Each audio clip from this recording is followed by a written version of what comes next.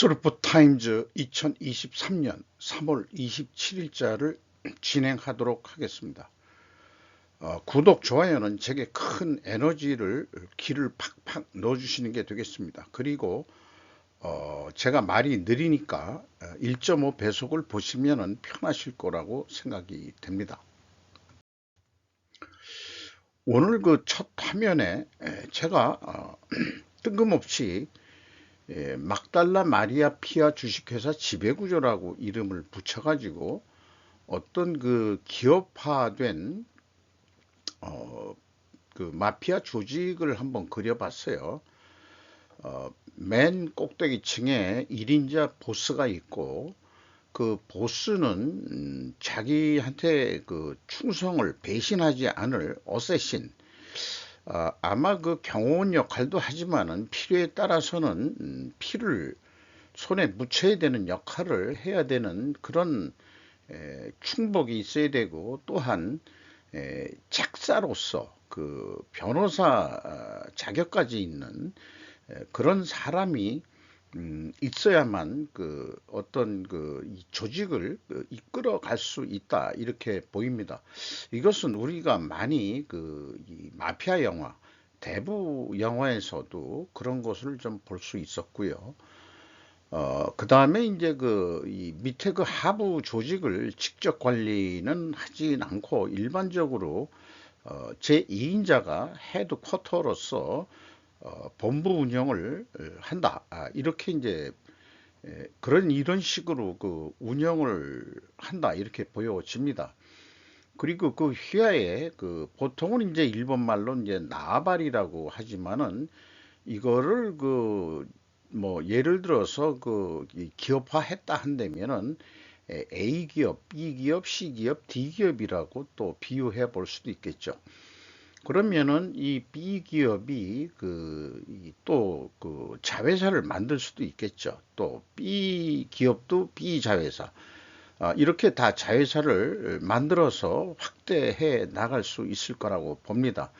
그것이 이 자회사가 하나만 만드는 게 아니고, 또 여기에서도 손회사로 해서 또 해나가면은, 이거를 크게 이제 그리면은 그 피라미드 구조 식으로 될 수 있지 않겠느냐, 이렇게 생각합니다. 그래서 여기에서 D 자회사가 가장 늦게 생긴 기업이니까, 만약에 운영 자금이 필요하다 그러면은 딴 나바리에 있는 테리토리라고도 얘기하죠.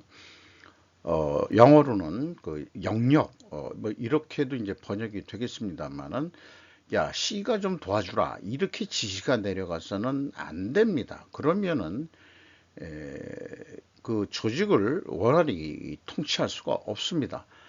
따라서 수직적으로 지원을 해야 됩니다. 여기서 이 신호가 왔다. 지금 자금이 딸립니다.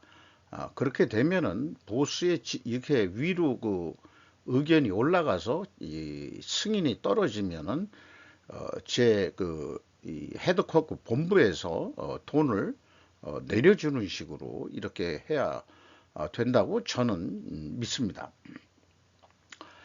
근데 그 조폭 출신이 뭐 국내 경우를 좀 어딘가 상상해 보시기 바라는데, 실패한 이유가 뭘까? 참모 조직에 자신을 충성스럽게 보호할 자가 있었는가라고 한번 질문을 해보고요. 또 말하자면은 그 기업의 탈을 쓴 조폭이 A를 먼저 사들여 가지고, A가 B에 투자하는 방식, B가 C에 투자하는 방식, C가 D에 투자하는 방식으로 조직을 확장해 나갔습니다. 왼쪽에서 말씀드린 대로 위로만 충성하게 만들어야 되는데, A가 B를 도와주고, B는 C를 도와주고, C는 D를 도와주고, 이런 식으로 소유 구조를 만들었다 그러면은, 각각의 이 소두목들은 남는 돈을 위로 바쳐야 되는데, 또 여기 투자한 데가 있으니까 여기에도 돈을 줘야 되거든요. 그러면 너는 돈만 됐지, 그 다음에 실제 번 돈은 내가 좀 성과를 좀 받아야 하고, 그 보스한테 인정을 받아야 되는데, 음, 좀 너한테 또 돈을 줘야 되니까 이중으로 돈이 나간다는 이해관계가 달라지게 될 거라고 생각합니다. 그래서 누군가는 배신하게 되어 있다라고 저는 생각합니다. 고자질 할 수도 있고, 또 그럴 수도 있겠죠. 그 다음에 이제 그 증인 프로그램에 의해서 보호를 해줄 테니까 악행이나 범죄 사실을 법정에서 증인해라. 뭐 이런 영화들을 우리는 수없이 봐왔어요. 여기에 제가 어쌔신이라고 표현한 어떤 이 말하자면 참모 조직, 그 변호사와 함께, 이게 딱 한 명이라는 뜻은 아닙니다. 뭔가 그 문제가 있을 때 자살당하게 만드는 역할은 어쌔신이 했을 것으로 그렇게 추정을 해볼 수 있지 않을까. 근데 일반 기업 조직도 이렇게 하면은 또 좋지 않을까요? 그런 생각이 좀 들어봤어요. 재미있게 본 그 소프라노스라는 미드 그 건데, 여기 그 주인공 역할을 하는 사람이 실질적으로 뭐 이탈리아 출신인지는 모르겠습니다만은 재밌게 봤는데, 이게 시즌으로 계속 나오고 있는데, 아주 가족들은 아주 그 가족을 먹여 살리기 위해서 자기가 이 짓을 한다. 이렇게 이제 얘기를 하는, 또 부친이 또 그 사업을 했기 때문에 어쩔 수 없이 자기도 이걸 하게 됐다. 이런 드라마 내용이 있었습니다. 뭘 주장하려고 이런 거를 만들었느냐? 결국 조직에 대한 문제겠습니다. 또 그 조직이 생존하는 문제이기도 할 것입니다. 일요일 날 생방으로 하는 이 심볼은 그 슈카월드라고 이 250만 정도의 독자를 가지고 있는 유명 유튜버인데요. 거의 뭐 어떤 그 언론 기관보다도 그 인기가 있는 하나의 또 언론 매체를 형성한 성공한 유튜버라고 생각을 합니다. 우리나라 그 경제의 성장률이 그 하락하는 거에 대해서 이렇게 좀 그래프로 보여줬고, 2023년에 우리나라가 좀 어려울 것 같다 하는 거, 물론 중국도 좀 어려울 것 같고요. 중국이 어려우면 한국도 영향을 미치고 또 일본에도 영향을 미치고, 교역량들이 서로 많기 때문에 그런 현실인데, 현실은 미중 대립이라는 관계 때문에 좀 중국하고 좀 멀어져야 되는 그런 상황에 있는 것이 한국과 일본의 입장일 것 같습니다. 그런데 이제 그 기업이 돈을 버는 그 매출이라는 것이 그 결국 그 이 판매 단가 곱하기 수량이라는 건데, PQ로 설명을 하고 있습니다. 제가 그 스루프 분석의 PQ는 하나의 그 논리를 할 때 심볼 용어로 쓰고 있는 겁니다만은, 이거는 단지 프라이스 곱하기 이 퀀티티 수량이겠죠. 근데 경제 성장률이 높을 때는 그 뭐 요즘처럼 단가가 그 이 뭐 소비자 물가라든지, 뭐 간단하게 얘기하면은 식당 음식값이라든지 이런 게 올라가도 수요는 그때는 줄진 않았는데, 경제 성장률이 이제 낮아지면은 아마 가격을 올리면은 수요가 감소하지 않겠느냐.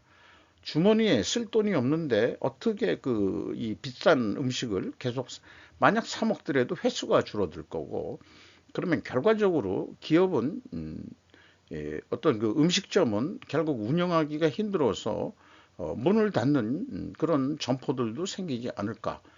이렇게 이제 예상을 해볼 수 있겠죠. 2023년에 우리가 얼마나 성장할지, 2%대 성장이나 가능할지 매우 궁금합니다. 일본이 그래서 잃어버린 30년을 했는데, 30년 동안 연간 경제 성장률은 GDP 성장률은 1에서 2% 선에서 왔다리 갔다리 했다는 얘기입니다. 그러니까 물건값을 올릴 수도 없고, 그러니까 물가도 안 올랐고 월급도 못 올려줬고, 그렇게 되는데 2022년, 2023년 초에 일본이 40년 만에 가장 높은 임금 인상을 했다. 왜 인상을 해줬냐? 그러면 물가가 올라서 어쩔 수 없고 기시다 총리가 기업들한테 부탁을 하지 않을 수밖에 없는 그런 상황이라서 월급을 올려줬다는데 그게 그렇게 많이 올라간 것도 아니에요. 3.8% 올린 게 사상 최고로 많이 올렸다고 하는 거죠. 우리나라에서는 아주 익숙하지 않는 그런 임금 인상률입니다. 그리고 우리나라 인구가 이 1948년 건국 이래 이 인구 감소는 우리가 최초로 경험하고 있다는 얘기입니다. 뭐 크게 급격히 줄 것 같진 않지만은 100만 명 이상 감소가 되고 있고, 요거는 이제 그 택시비 요금인데 많이 올라가지고 요즘 뭐 택시 타는 사람이 얼마나 있을지 모르겠습니다만은 1982년 이후 40년 만에 할증 시간과 할증률 변경을 했다. 이런 뉴스를 또 소개를 했습니다. 그리고 1990년에 일본 인구 피라미드고, 요것은 2020년에 한국의 피라미드인데, 고령자들이 많이 늘어났죠. 근데 문제는 그 밑에 출산율이 없다는 얘기예요. 요게 이제 문제가 되겠죠. 그 출산율이. 그러면 쓰러지게 돼 있습니다. 팍 꼬꾸라지게 돼 있어요. 무슨 밑에 받칠 게 있어야 되는데, 근데 이제 요게 이제 우리 그 2조 항아리인데 도자기 아니에요. 이거 생필품인데 요렇게 만든 게 무슨 또 과학적인 이유도 있긴 있을 겁니다. 요거 식생활에 뭘 좀 담가 먹는 항아리로 이렇게 만든 것 같은데, 이게 경매에서 뭐 60억인가 그 미국 어디 아니 외국 그 경매장에서 60억에 팔렸다고 그러는데, 한번 소개를 한 적이 있죠. 잠재 성장률에 큰 영향을 미치는 인구 구조. 그러니까 노동 인구도 줄어들 거고, 그 다음에 소비 인구도 줄어들기 때문에 아무래도 그 경제 성장률이 떨어지지 않겠느냐. 그래서 언젠가 슬픈 뉴스에서 제가 이런 이 인구 구조와 부의 구조를 비교한 거를 한번 소개한 적이 있는데, 오늘 시간을 들여서 그냥 다시 한번 그려봤어요. 인구 구조가 이렇게 피라미드 구조가 탄탄한 구조여야 될 겁니다. 그래야 이제 미래를 그 저기 담보할 수 있는 그런 인구 구조인데, 뭐 고령층이 좀 작고 중장층이 좀 있고 유청년층이 좀 더 많은 나라, 그래야 미래가 더 안정화될 것이다 이렇게 보는데, 부의 구조를 보면은 자본주의 하에서 이렇게 역피라미드가 됐다. 이것을 공산사회주의 이념을 가지고 있는 사람들은 소수가 대부분의 부를 소유하고 있는 구조가 이게 나라냐 라는 식으로 해가지고 부의 분배를 요구하게 되는 거죠. 근데 요거를 딱 이렇게 붙여놓으면은 그렇죠. 그 상류층이 많이 먹고 중류층은 뭐 그냥 그만하고, 이 밑에 하류층이 너무 못 사는 거죠. 빈부격차가 이렇게 심한 게 자본주의가 좋은 거냐 이런 식으로 이제 공격을 당했죠. 그래서 경제 성장률이 떨어지면은 이 피라미드가 납작하게 되는 게 문제일 것입니다. 쫙 계층 구조가 이렇게 넓은 이 피라미드 구조가 될 텐데, 이렇게 되면은 자연스럽게 중산층이 없어져요. 그리고 그렇다고 해서 부의 소유 구조가 변할 거냐 하면은 변하지도 않을 거다 이게. 이 상류층은 아주 더 소수가 되면서 더 많은 말하자면은 부를 갖게 되고, 밑에 이 사람들은 돈이 별로 없어가지고 거의 이제 노예 생활 같은 그런 생활이 이제 유토피아가 아니고 디스토피아 같은 미래 얘기들이 좀 나오고 있죠. 그런데 그래서 이 말하자면 그 시진핑이도 얘기를 했지만은 뭐그 공동부유 뭐 이런 얘기를 했습니다마는 공산사회주의가 원하는 것이 이거였냐? 인구 구조는 이렇게 그 피라미드로 가더라도 부의 구조는 이렇게 그 이 사각형으로 딱 3등분 해서 같이 나눠 먹는 게 이게 그 공동부유 쪽 아니겠느냐? 그래도 어차피 그 상류층이 많이 갖게 돼 있어요. 한마디로 저도 이런 거를 얘기했을 때 이게 그 소장 그 경제학 그 박사인 그 우 뭐라고 있는데 이름이 기억이 안 납니다만은 요거는 이제 그 제가 처음으로 한번 생각해 본 건데 어차피 그래도 그 이 북한 예를 들어서 한다면은 일반 그 민주사회 자본주의 사회에서 상류층의 그 부가 제 생각에는 그 공산층 중국으로 따지더라도 그 일부 특혜받은 그 민간 기업 그 상류층과 공산 당원들만 이렇게 그 부를 많이 갖게 되는 게 아니겠느냐. 뭐 그거 이 중국 사이도 중간층이 어느 정도 있을 것 같고 그 다음에 이제 일반 그 이 인민들은 요만큼의 부를 가지고 시진핑이가 생각하는 공동부유가 기껏하면은 해야 이런 정도 아니겠냐 이렇게 생각합니다. 부가 없다 그러면은 밑에 사람 밑에 그 인민들을 지배하기가 어려울 거라고 저는 생각이 듭니다. 그래서 그 2023년에도 경제 성장률이 하락할 것으로 보이는데 한국이 지난 30년 일본처럼 물가를 좀 낮춰야 되지 않겠느냐. 오른 거 자체보다도 이 물가가 내려갈 수도 있다.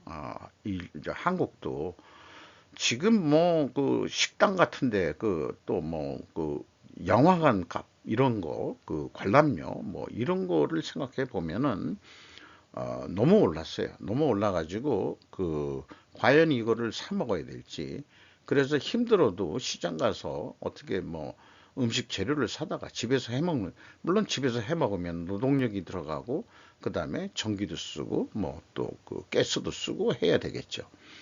뭐 그런 건 있겠습니다만은 이런 그 이 돌아가는 상황을 이렇게 한번 현 상황과 또 요구하는 그 미래 세계를 이렇게 한번 고려 봤습니다. 그런데 이런 생각을 해봐요. 인구 구조 피라미드와 부의 구조, 이자 부채 포함해서 부를 가지고 있는 거예요.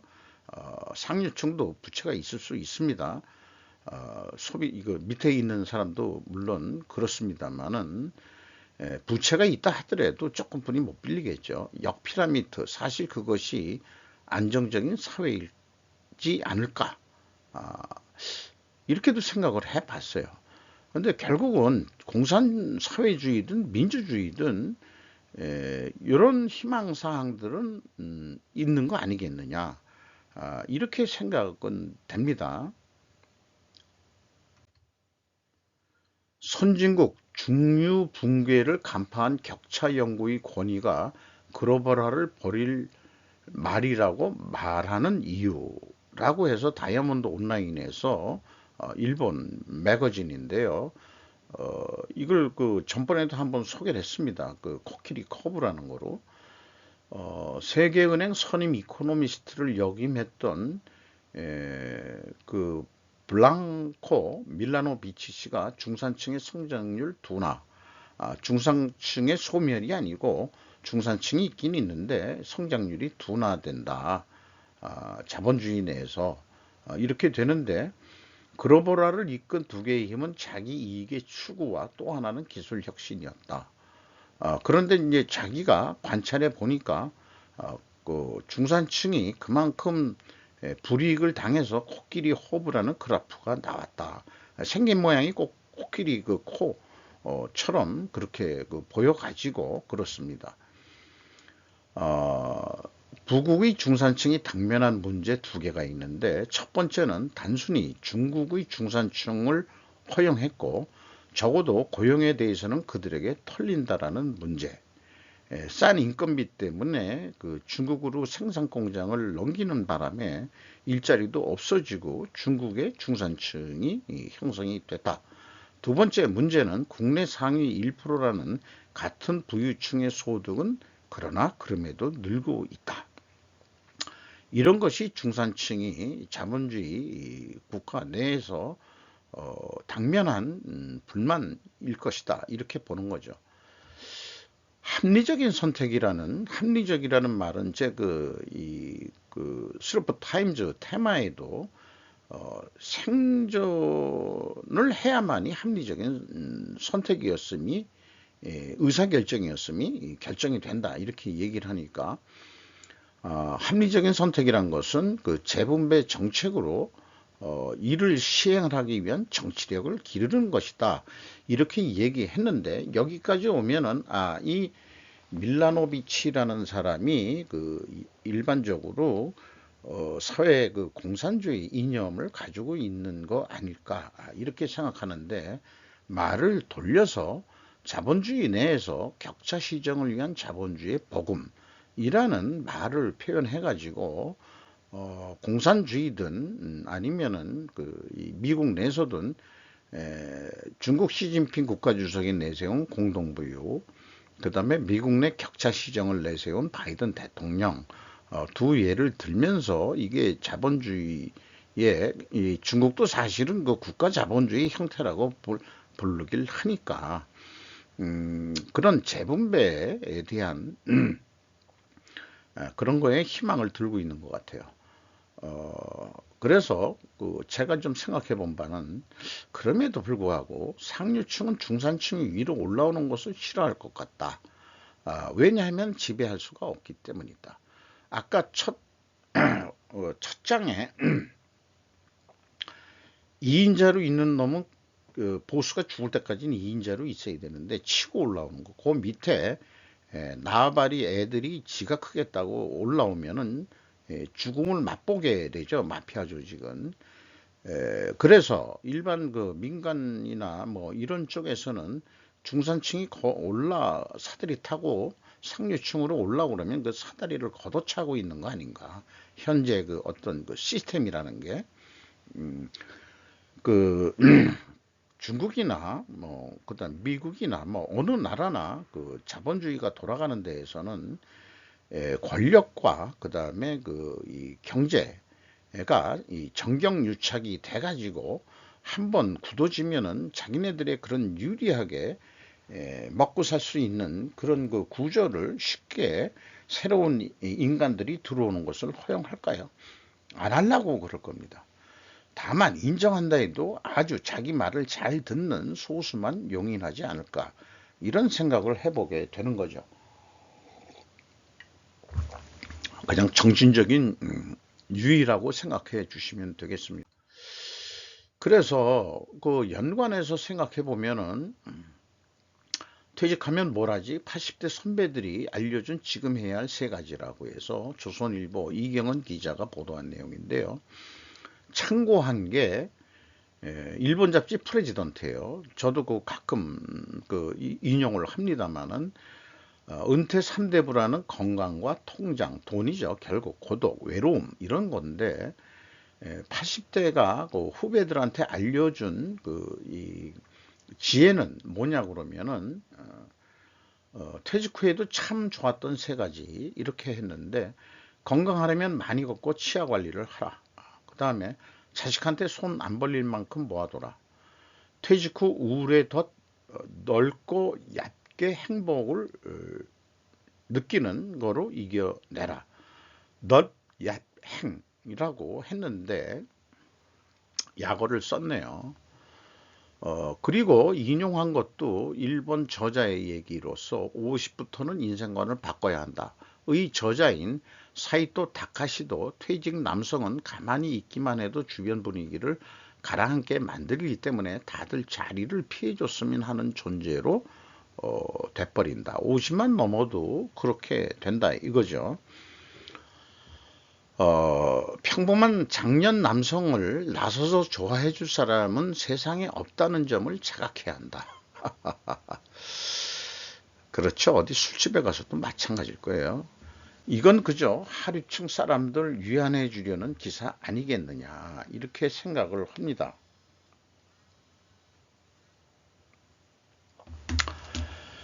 어, 자, 이것도 그 주말쯤 해서 그 네이버 TV에 목루 동심 파괴라고 부부가 하는 방송인데요. 가져와 볼 만한 내용들을 많이 방송합니다. 뭐 독자는 뭐 얼마나 있는지 모르겠습니다만은, 골드만삭스가 만든 정권들 제2부 문재인 정권 해서 소개를 하면은 시진핑 대거 상하이방 축청, 요 뭐 이 출발의 서론으로서 이런 소개를 하고, 투자는 성공할 수도 실패할 수도 있다. 누가? 예를 들어서 그 이 국제 금융 세력이 누구한테 투자하더라도 성공하는 데도 있고 실패하는 데도 있을 거다, 이런 얘기고, 시진핑의 초고속 승진 일반적으로 가능한 일이었냐? 누가 키워줬으니까는 주석이 됐지. 미중 관계는, 정부 관계는 대립 관계로 보이는데 금융 관계는 밀접할 수도 있는 거 아니냐, 이런 얘기고요. 2008년에 조지 부시와 시진핑이 만난 거를 해가지고, 그런 그 조지 부시가 2019년 5월 23일 노무현 주식 때 웬 생뚱맞게 찾아왔냐 이거죠. 원래는 그 이 다른 그 분야에 있는 사람들 아니었냐. 노무현으로 보자 그러면은, 그 노무현 그 손녀인 모양인데요. 같이 이렇게 그 팔짱을 끼고 가는 걸 보면은, 이걸 어떻게 해석해야 되느냐, 이런 얘기고, 똥인지 된장인지 모르고 박근혜 탄핵에 참여했던 개돼지들, 우리들 보고 그렇게 얘기를 하는 거예요.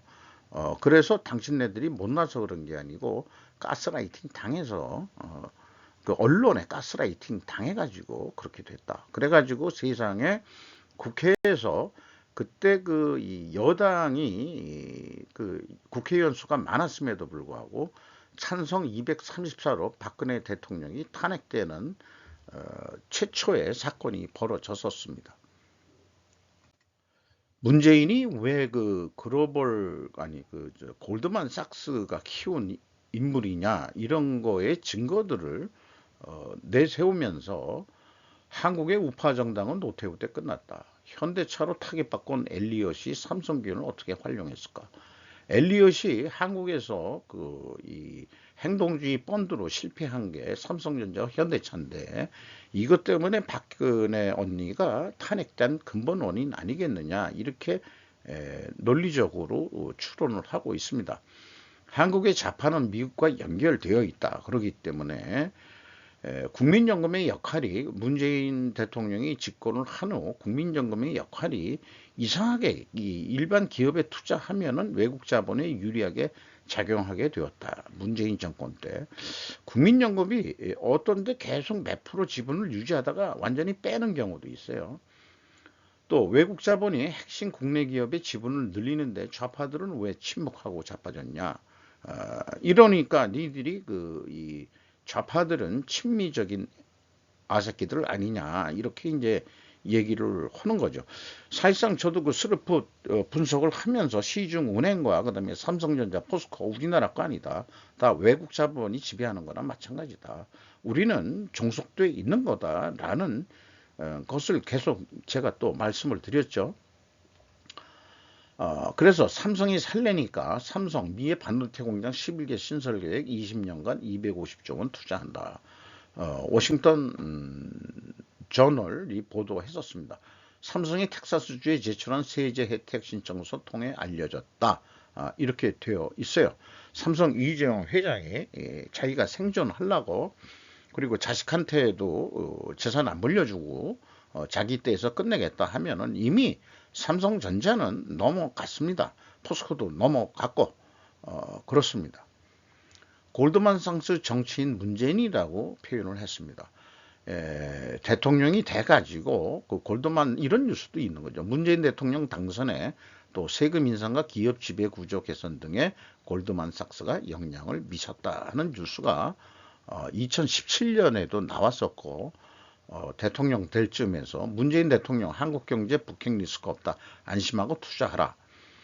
미국에 가서 무슨 회담하기 이전에 환담했는데 여기에 모인 사람들이 미국 그 글로벌 금융 세력들의 회장들을 다 모셔놓고 걱정하지 마세요. 이제 한국의 기업들을 줍줍하게 해드릴게요. 라고 충성 맹세를 하는 자리였던 것으로 그렇게 보는데 여기에 배석한 친구가 이 김동연이라고 경제부총리 했던 친구, 요즘 경기도 지사 해먹고 있죠. 이런 역할을 하니까 이 문재인 정권에서 경제부총리까지 했던 친구니까 아직까지 이 정치 일선에 나서면서 경기도 지사까지 이재명의 뒤를 이어서 경기도 지사까지 해먹는 거 아니냐. 요 왼쪽에 있는 사람은 한국 사람이지만은 골드만삭스의 무슨 어떤 그 지부 역할을 하는 그런 친구로 소개되어 있는 기도 합니다. 쟁쟁하게 뭐 블랙락 그다음에 뭐 많습니다. 여기에 뭐 일일이 그 연결을 안 했지만은 골드만삭스의 장학생 등으로 정계 재계 유명한 자들의 자식들이 그 미국에서 그 취직도 하고 뭐 이렇게 됐다 하는 얘기인데 중국 공산당 자제들만 그렇게 한 게 아니고 우리나라에도 그런 애들이 좀 있다 이런 얘기고요. 이 문 대통령이 되고서 말하자면 이 뭐죠 이 권위원장이라고 돼 있는데 말하자면 그 정책 그 실장으로서 권전무라는 사람을 이 발탁을 했는데 이 사람이 골드만삭스의 일을 하면서 그 다음에 대통령 비서실에 무슨 역할을 하는 거로 발탁이 된 거. 이 정도 되면은 골드만삭스가 문재인 키운 거 아니냐. 이렇게 이제 논리를 추리를 하더라도 그거가 생뚱맞지 않은 그런 충분히 근거 있는 합리적인 의심이라고 할 수 있고 의심이 아니고 이제 확신까지 갈 수 있는 그런 거 아니겠느냐. 그리고 언론에서 나온 적은 없지만은 누군가 문재인 대통령 사이 골드만삭스에 일한다는 설이 있다. 2018년에 또 많은 사건들이 있었고 버닝썬 관련 조로 자금세탁 유명 할리우드 제작자 체포되고 있는데 버닝썬 사건에 대해서는 더 파고들면은 문제가 있다. 이런 얘기고요. 모든 사건 뒤에는 골드만삭스가 있다라고 그렇게 연결고리들을 표로서 만들어 가지고 보여줬습니다.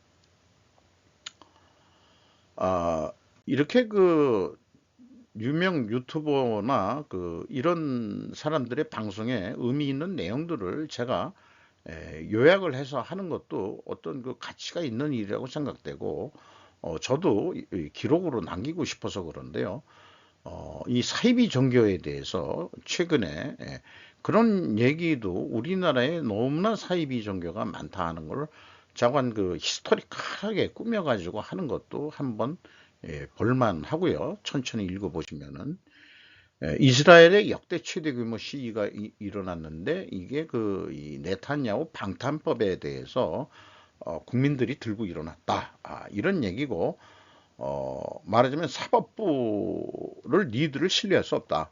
나는 총리가 되는데 국민이 투표해가지고 됐지만 이 사법부는 그냥 외우기 잘해가지고 시험 쳐가지고 법관된 애들 뿐이 더 있냐. 니들이 나를 어떻게 심판하려고 그러냐. 이런 것 때문에 이게 거의 뭐 이스라엘이 독재로 가려고 그러나 그런 거 생각이 좀 들기도 하네요. 자관 이스라엘의 네타냐후 총리가 재집권하면서 자기 생존을 또 위해서 이 국가의 어떤 그 법까지 그 만들어 가면서 사법개혁이라는 이름으로 또 하고 있는 것을 소개를 하고 있습니다. 아슬아슬한 은행 위기, 국내 언론 매체보다 빠른 슈카월드라고 제가 이름을 붙여봤습니다. 뭐 스위스 이 크리딧 스위스 은행 인수부터 해가지고 4조 1조 원의 인수를 했는데 비교하기 위해서 강원랜드 시가총액이 똑같고 메리츠증권이 3.9조 원, 기업은행이 7.6조 원 이런 정도인데 시가총액으로 이 정도를 인수한 건데 국부펀드에서는 뭐 그 껌값이다 이런 얘기고 그런데 이제 왜 은행들이 위기가 왔냐 그러면은 미국의 금리 인상이 근본적으로 출발점이었다고 원인에 대한 분석까지 해서 설명을 해주고 있습니다. 어쨌든 옐런 언니께서는 은행 시스템은 건전하고 회복력이 있다라고 그렇게 하면서 지금 이 안정화를 다져나가고 있다.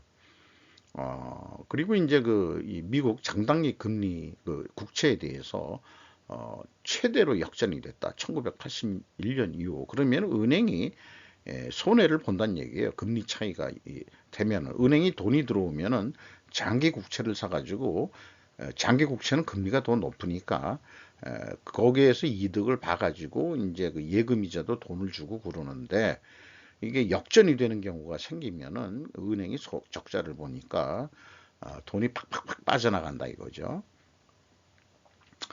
그런데 이제 그 FRB 그쪽에서는 물가가 날뛰니까 기준금리 올립니다. 라는 입장에서 계속 올리고 있다는 얘기죠.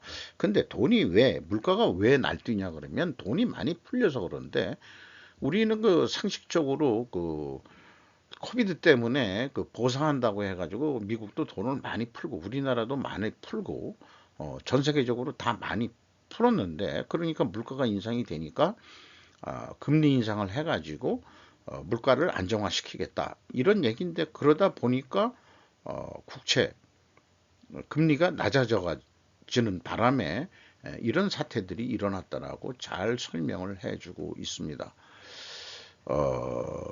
금리가 이렇게 역전 현상이 났다 이런 얘기가 되겠습니다. 이런 현상이 이렇게 나오면은 이거는 이제 은행이 망조가 되는 거다 그런 얘기고요. 그런데 이데일리 방송은 기자란 에서 오늘 유럽 대형 은행들 3월 20일 이상 주가 폭락. 아까 슈카월드 거는 일요일 날 밤에 한 거거든요. 일반 이 언론 매체보다 발빠르게 하고 원인에 대해서도 충분히 전문가와 같은 수준으로 잘 설명을 했는데 요 이데일리 보도 내용은 똑같은 내용을 그대로 리피트하는 수준으로 나왔습니다.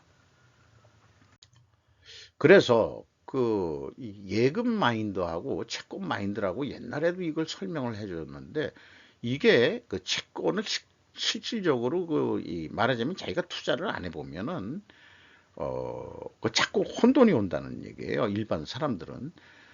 그래서 이 채권은 금리가 오르면 가격이 내려간답니다. 이것은 예금 마인드는 미래에 받을 돈을 생각하는 건데 금리가 오르면 가격이 그래서 오르는데 채권은 받을 돈이 결정되어 있기 때문에 금리가 오르면은 현재 그거에 받을 돈이 내려간다. 이렇게 이제 설명을 하는데 뭐 들을 때는 이해가 돼요. 그런데 이제 국채를 팔 수도 없고, 근데 팔아야 될 상황이라면 돈이 없으면은 낮은 가격으로 뿐이 팔 수가 없다. 뭐 이런 얘기죠. 장기 금리는 왜 오르지 않냐? 장기 금리는 미래 성장률을 기대하기 때문에 미래 성장에 대해서 그렇게 장밋빛 미래를 보는 사람들은 별로 없기 때문에 단기 국채보다는 장기 국채가 금리가 좀 낮다 이런 얘기를 또 하고 있는 거죠.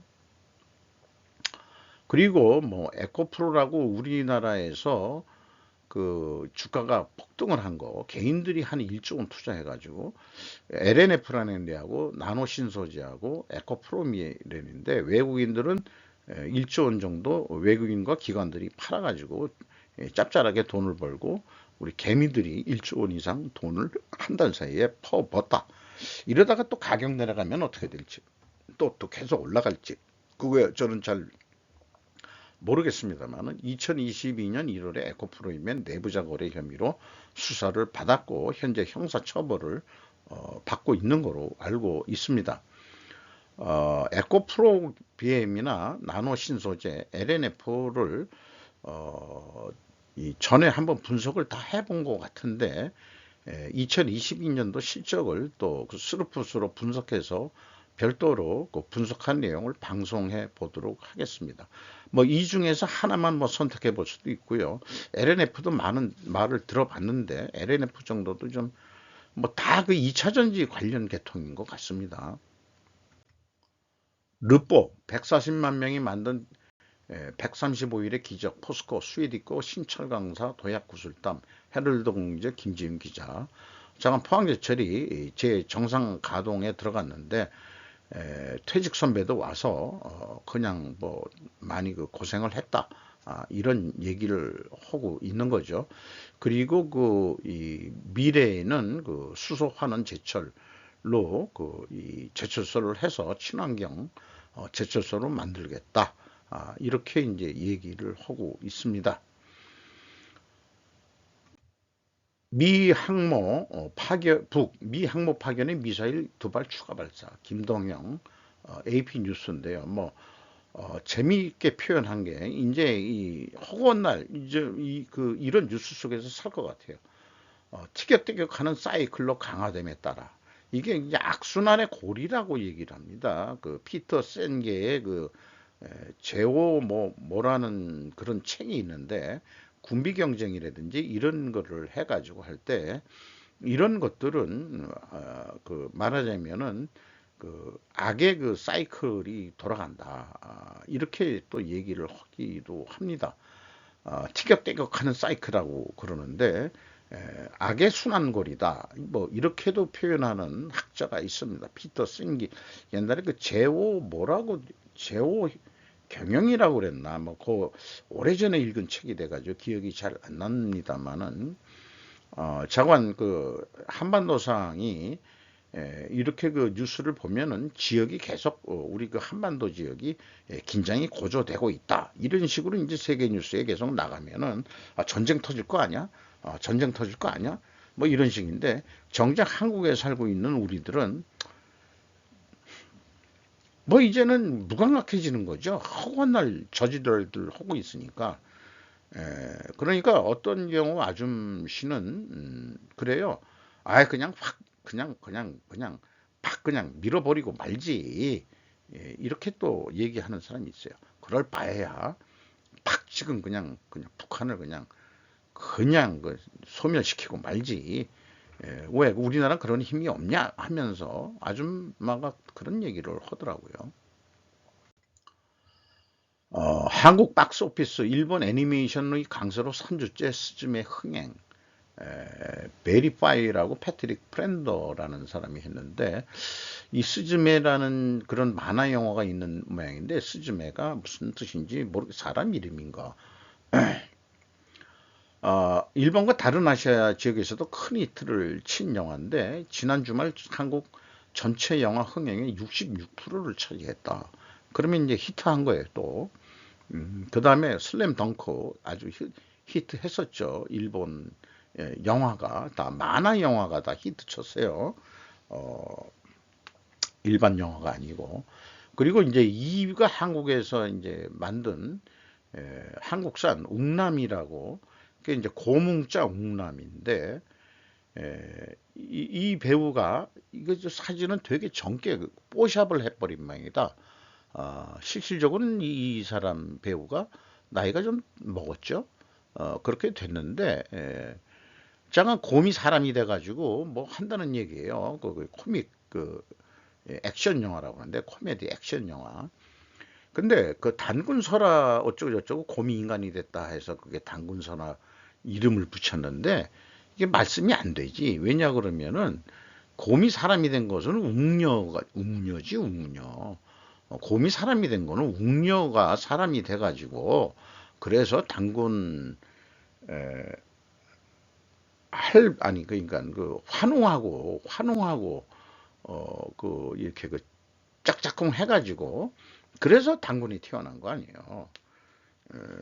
그런데 이걸 뭐 단군설화라고, 곰이 무조건 사람이 됐다면 단군설화라고 갖다 붙이면은 뭐 흥행에 도움이 돼서 그런 건지, 이 단군설화까지도 그렇게 이게 너무 그 흥행을 위해서 이용해 먹는 거 아니냐, 뭐 이런 거는 조금 좀 거시기하다. 음, 원래 그 이 뭐 감독이 그 뭐 코미 개그맨 출신 누구 박성웅인가 뭐 누구 뭐 그렇다는데, AP 토네이도가 폐허가 된 미시시피에서 진행 중인 위압적인 벚꽃. 저건 뭐 AI 번역이 참 이상하긴 합니다만은, 토네이도가 그 미국의 가장 가난한 지역, 왜 그 부자 동네 지금 토네이도가 돌지? 그러니까 그런 자연재해가 많은 데니까 부자들이 그런 데서 안 사니까 가난한 사람들이 미시시피 강 주변에, 그래가지고 그 뭐 중요한 건 뭐냐, 어떤 자연재해 생기고 뭐 어쩌고 저쩌고 하면은 그 다른 나라에서 생기면은 뭐 그 이 구호 물자라든지 뭐 이런 등등이 각 나라에서도 거고, 이번 트르키예 지진에 대해서는 한국 구호대가 뭐 발빠르게 달려갔습니다마는 구호품도 전달하고, 미국이야 뭐 세계 최강의 부자라니까, 그 미국 그 대통령의 표현으로는 미시시피주 캐롤 험프리스 멀로 샤키 카운티에서, 이 우리나라로 치면은 그 주가 도고 면 정도, 그걸 카운티라고 부르는 모양이에요. 임시주택, 주택수리, 무보험 재산 손실 및 기타 개인 및 기업 프로그램을 포함한 복구 작업에 연방정부의 자금 지원을 받을 수 있게 될 것이라고 밝혔다. 이게 어떤 흑인분이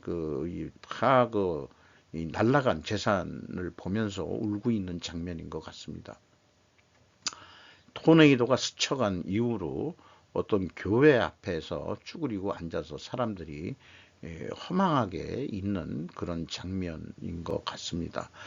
그 뭐 높은 건물도 없고 다 고만고만 카운티에서 가장 그 미국에서 못 사는 동네라는데, 미시시피 지역이 루지애나 주인가 거기가 또 그런 거 아니에요? 그 남쪽 미국의 옛날에 그 면화 만들고 잘 사는 사람들이 이제 공업 지역에서 살던 사람이고, 남북 전쟁할 때 이미 지는 거는 결정 나 있었던 건데, 그게 빈부격차가 북쪽이 잘 사는 거로 되어 있는 것 같아요. 미국은 또 서쪽 서부 개척을 해가지고 서쪽에 사는 사람들도 잘 사는 사람들이 많은데, 또 빈부격차가 거기도 그 서부 쪽도 좀 있는 것 같기도 하고 그렇습니다. 제1 3세가 한국에 살고 나타났다. 약속을 지킬 수 없다. 뭔 말인지 모르겠지만 한국이 반일에 가서 단 하나의 이유. 전 주한대사가 해설. 무토 마사토시. 현대 비즈니스에서 이 한국 비판에 관한 뉴스들을 좀 많이 내는 매거진인 것 같은데요. 에, 이름만 현대지 우리나라 현대하고는 전혀 관계가 없는 데입니다. 제1한국인 3세 풍장씨, 이게 이제 예명일 것 같습니다. 그래도 한국에 사십니까? 단행본을 3월 22일 날 출판했다. 제1한국인에 대한 차별, 한국에 살면서 제1한국인에 대한 차별을 또 느꼈다. 한국 내에서 이런 얘기고, 자기가 그 한국에서 무역 컨설턴트로 12년간 생활했는데 저건 어떤 그 고국의 그 맛을 제대로 못 느꼈다. 밥상 뒤엎다라는 표현들이 일본 표현에서는 좀 많이 나오는데, 우리도 나라에서도 밥상 뒤엎는다라는 얘기가 있으면, 밥상을 뒤집다 이 사람들은 그렇게 얘기했나? 밥상을 걷어차, 뭐 제가 번역은 그렇습니다만 제가 뒤엎다라고 그냥 말을 그냥 다시 바꿨어요. 요거만큼은 말을 바꿔야 될 것 같아요. 이 이게 무슨 뜻이냐 그러면 문서로 계약서를 했는데도 한국 사람들이 함부로 그 계약 이행을 안 한다 이게요. 함부로 바꾼다. 그래서 한국하고 비즈니스 하면서 약 4천만 원을 날렸다 이런 얘기예요. 그러니까 우리 4천만 원이면은 40억 날렸다는 얘기인데 40억 10배 10배지. 10배니까 4억 원인가? 4천만 원. 예. 그 뭐 어쨌든 큰 돈 아니에요. 그래서 한일 간의 국익을 증진시키는 교류 협력을 약속했는데 밥상 단례로 하면 그것과 동등하게 일본 측에서도 어기고 이 밥상 단례로 한다면은 한국처럼 밥상을 뒤집는 걸로 한다면은 일본에서도 이거를 그 뒤집어 버리면은 한국 사람들은 이해할 것 같다. 뭐 일본 애들은 워낙 그러니까 자기네들도 우리도 그렇지만은 그런 식으로 한편 그것은 명분과 본심이 있어도 좋을 것이다. 그것이라는 게 이제 이게 그 약속해놓고 이 뒤통수 치는 경우, 그러니까 밥상 뒤집는 경우 얘기겠죠. 잠깐 그런 거 일본 사용할 필요가 없다. 응징해야 할 때는 하면 된다. 한국인의 사고 양식을 바탕으로 한 대응이 효과적이기 때문이다라고 얘기를 하고. 그리고 좌파의 목소리가 높은 한국이라고 얘기를 하고요. 지금 그 공영방송 KBS나 MBC에 그 대부분 PD나 뭐 이런 사람이 4, 50대인데 그 4, 50대 애들이 그런 애들이 많다. 이런 얘기고. 그래서 윤석열 정부하고 MBC가 갈등이 일어난 것도 우연은 아니다라고 설명을 하고 있습니다. 어,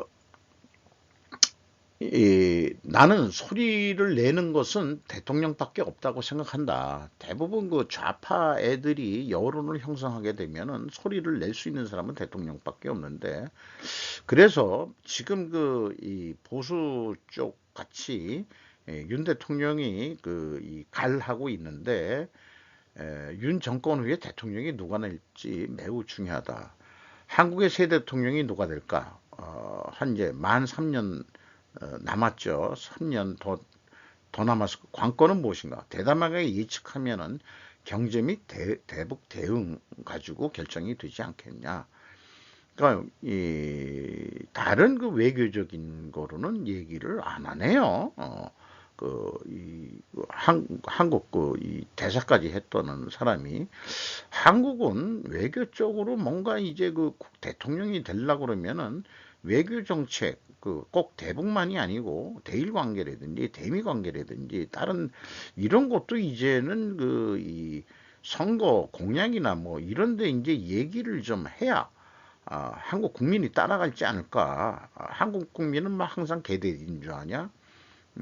그렇게 좀 생각하시면, 그런데 이제 대담하게 예측을 한다고 얘기는 했으니까 할 말은 없고, 한국인들의 그 사고방식이 이 내부에서만 허구한 치고받고 싸우고 있으니까 이렇게 생각할 수밖에도 없지 않겠냐. 그리고 한국의 국민도 대북 경계를 강화하고 있다. 북한은 도발 수위를 높였고 한미일 협력으로 안보 체제를 강화하는 것의 중요성을 한국 국민에게 이해시키는 것이 중요하다. 한국의 작용화를 방지하려면 일본이 한국을 무시하는 게 아니라 적극적 관여가 효과적이다. 그러니까 한국이 작용화가 될 것 같으면은 일본이 좀 관여를 해야 된다. 내정 간섭 좀 해라. 이런 얘기 같아요. 한미일 동맹이라는 차원에서 시민단체가 만들어냈다 환상을. 위안부 문제도 강제징용 문제도 시민단체가 높은 문제다. 시민단체한테 정부 보조금 주는 거 그거 끊어야 됩니다. 그런데 이 그 풍장이라는 그 저자 제1, 3세 1세가 할아버지가 강제노동으로 왔는데 그 1세한테 옛날에 물어봤더니 일로 온 것이고 이상 종료다. 전쟁 끝났으니까 그거 외에는 아무것도 아니다 이런 얘기예요. 그러니까 시대에 뒤지다 반일은 시대에 뒤진 그런 사고방식을 그 프로파간다를 계속 작용화 정권이 국민들한테 세뇌를 시키고 가스라이팅을 하고 있다.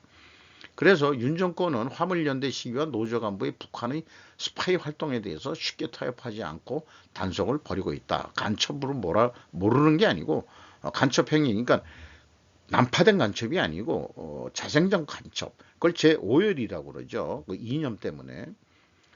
풍장 씨는 이 책에서 생활자 시선으로 비즈니스에서 정치까지 한국의 지금을 잘라내고 일본인에게 심어주었다. 그래서 그 또한 조선학교 내실과 학교생활, 그 다음에 그리고 조청년과 민단에 대해서도 매우 흥미로운 얘기를 하고 있다. 나는 너무 재밌게 보고 있다. 이거를 이렇게 무사 마사토시 주한 주일 대사를 했던 그 그분의 해설인 내용을 제가 좀 요약을 해 봤습니다. 일본 내에서 그 조청년과 민단에 대해서도 많이 그 알고 있는 사람들이 있을 텐데, 조청년도 자금을 위해서는 빠친코를 한다는 얘기도 있고, 또 그 야쿠자하고도 관련이 있다는 얘기가 있는데, 민단도 마찬가지고요. 손정희 씨의 그 부친도 그 빠친코 관계 일을 했다는 그 얘기도 있습니다. 그래서 돈을 벌어가지고 미국 유학을 시켜가지고 국내에 들어와서 IT가 개발될 걸 알아서 일본에서 발빠르게 사업을 해가지고 했는데, 이 손정희 씨하고 그 국내 네이버가 합작을 해서 만든 것 중에 하나가 그 야후 재팬 아니겠어요? 제가 야후 재팬을 통해서 이런 뉴스를 보고 있는 건데, 네이버의 그 최초 그 설립자도 보더라도 한국도 너무 이런 그 SNS 이런 거에 대해서 정치적인 압력을 주니까 야후 재팬 같은 거를 그 운영을 하면서 거기에서 말하자면은 또 이 언론에서 나오는 것들을 좀 골고루 소개할 수 있는 기회를 스스로 만든 거 아닐까. 그래서 그 야후 재팬에는 그 일본판 한국 언론 매체 뉴스를 또 다 실어주고 있습니다. 그래서 우리나라 거는 하도 그 이 옛날 그 작용화된 좌파 아새끼들이 네이버까지 방문을 해가지고 니들 그 저기 언론의 그 이 첫 화면에 띄우는 그 부각시키는 그 알고리즘, 선택 알고리즘 이런 거가 문제가 있는 거 아니냐 그래가지고 그 은둔으로 들어간 그 설립자 이 성함이 이름이 갑자기 생각 안 나는데요. 자기는 GIO라는 거로 그 은둔 생활을 하고 이 대표들을 딴 사람들을 내세우고 그렇게 했죠. 그러니까 지금 네이버 검색을 뉴스 검색을 하면은 첫 화면에 뜨는 것은 언론사들이 편집해서 올리는 겁니다. 자기네들은 아무 알고리즘 없어요. 얼마나 서러우면 그렇게 하겠냐, 내 얘기는. 그런 얘기입니다. 야후만 하더라도, 미국 야후만 하더라도 지들이 선택해가지고 첫 그 머리 그 뉴스를 올리는 건 지들이 정해야 그게 언론의 자유가 있는 거지. 이런 얘기를 하면서 오늘 조금 많이 걸렸습니다. 이상 마치도록 하겠습니다.